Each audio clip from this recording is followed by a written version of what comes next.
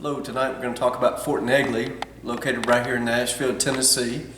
A piece of history involving the Civil War. Fort Negley was named after the Brigadier General from the Union Post Army, James S. Negley. And tonight we're going to talk about when it was built and why, the significance of Nashville, who designed and built the fort, of course, the initial cost of the project as well as the restoration cost. And then we're going to talk about at the end some points I think were interesting about Fort Negley, as well as some of the irony behind the entire process of construction of Fort Negley.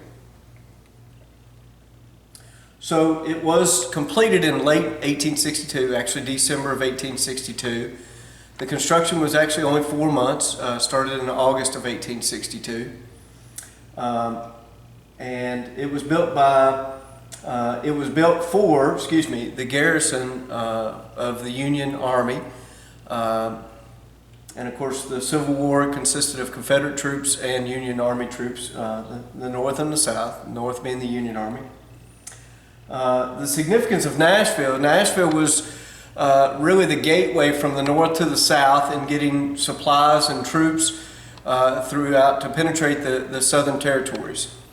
The Cumberland River made it for ease of transport of supplies and goods as it made its way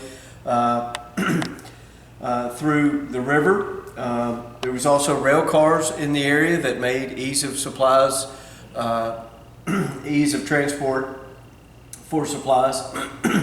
The way Nashville is made up, the roads in and out of Nashville made it such an ease to get to and fro for different areas, not only for battle, but also for the transportation of supplies.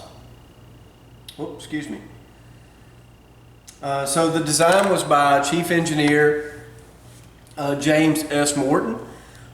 He was of the Union Army, of course, and this fort, he was challenged to put this together to protect the Union Army troops that were set up in the area as they battled in the Nashville territory. As many may know, that throughout our territory of Nashville there were many battles fought during the Civil War.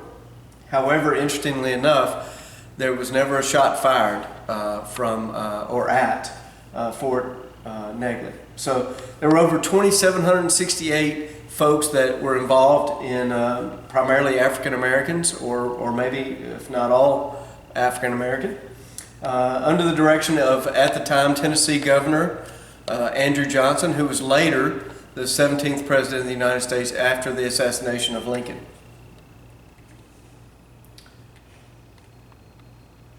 So we talk about the initial cost again back in 1862, so keep that in mind as we talk about cost of construction. Obviously today's times it would be much more, but $90,000 worth of stone, iron, wood, and earth, dirt, if you will. So 60,000 cubic feet of stone, so there's a lot of stone that makes up Fort Negley. Over 180,000 square feet, 4 acres. Beautiful views of the city. Of course, at that time, the views, you would be able to just see any troops coming in or going out, or any battles that were going on. You were at a high point in the city, so some of the pictures that I show, that I'll provide, will actually show those views.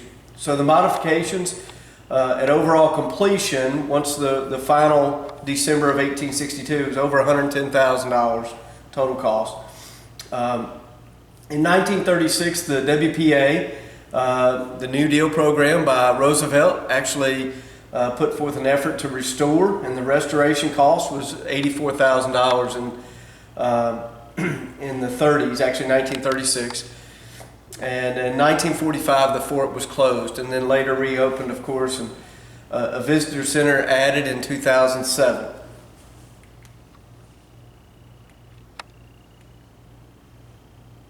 So Fort Negley and the Civil War irony, just want to talk about a few highlights that I thought were interesting.